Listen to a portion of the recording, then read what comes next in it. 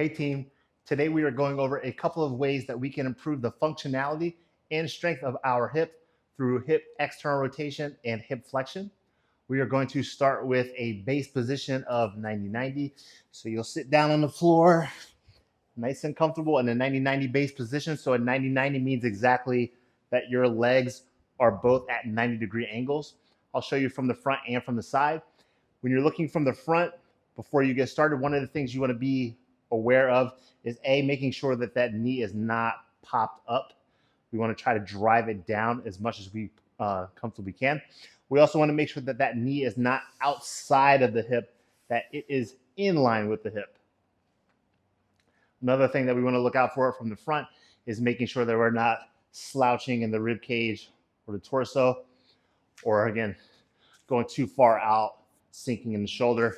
We want a nice upright position as we go through what we are about to go through, which is called a passive range hold. So the first variation is going to be a passive range hold. The second variation is a passive range lift. So passive means I have an assist for this. A passive range hold means I'm going to, because we are working flexion and external rotation, I'm going to passively use my left hand to lift my right leg into flexion and external rotation at the same time.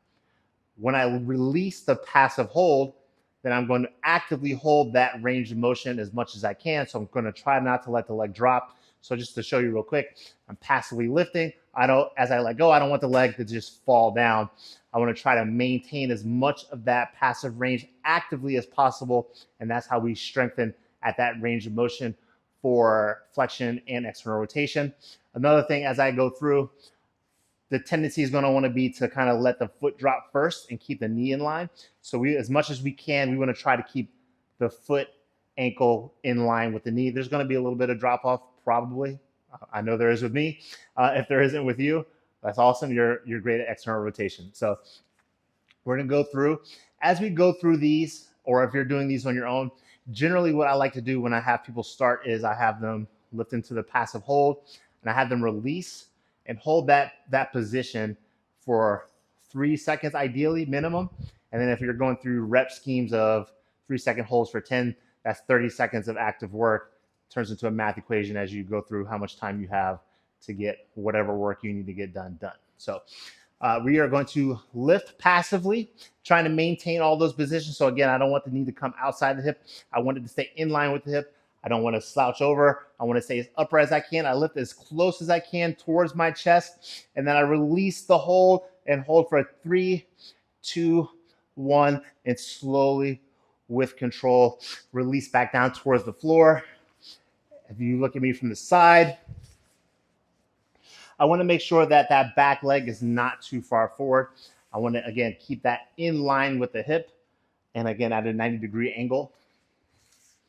So I lift, I'm going to grab at the ankle itself. So again, I don't want to grab too far up the leg where it's going to maybe lean in towards that foot dropping. I want to try to keep that foot in line with the knee as much as possible. So I actively lift up as close as I comfortably can towards my chest. And as I release, again, I don't want the leg to just drop or the foot to just drop. I want to maintain as much of that position as possible. Again, while staying upright and not slouching over. I release the passive assist and hold for 3, 2, 1.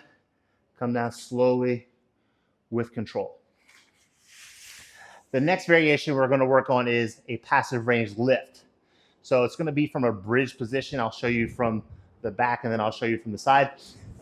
As we go through, from the back side, I'm going to cross my ankle above that knee on the leg that's planted. So again, what I don't want to do is keep the knee towards me. I want to push it away from me and keep that externally rotated position. I'm going to lift myself, my hips off the floor into a bridge. If you see me from the side, real quick, as I go through, I want to lift but keep the spine as neutral as possible. So I don't want to extend or arch at the back. I want to keep a nice straight line as I go through. So as I lift my hips up, I'm passively getting into more external rotation and flexion. And then what I want to do is now, instead of a passive range hold, I'm lifting off of the passive. So right now I'm still in my passive range, and I'm gonna lift off of the passive assist and hold for 3, 2, 1, come back, and then I'll let my hips down slowly from the side. Again, I push the knee forward to get as much alignment, proper alignment for external rotation of the hip. So I don't want the knee towards me. I want it away from me.